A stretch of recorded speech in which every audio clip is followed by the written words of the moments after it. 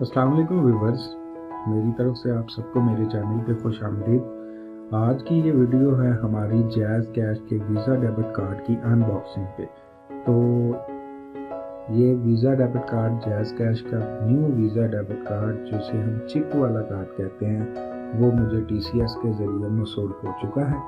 तो आज हम इस कार्ड की अनबॉक्सिंग करेंगे। तो सबसे पहले आप सबसे रिक्वेस्ट है कि आप मेरे चैनल को सब्सक्राइब कर लें और बेल आइकॉन के बटन को दबा लें ताकि आने वाली तमाम वीडियोस को नोटिफिकेशन आपको मिल सके।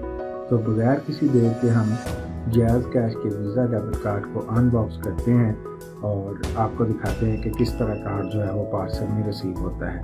तो चलिए मेरे साथ।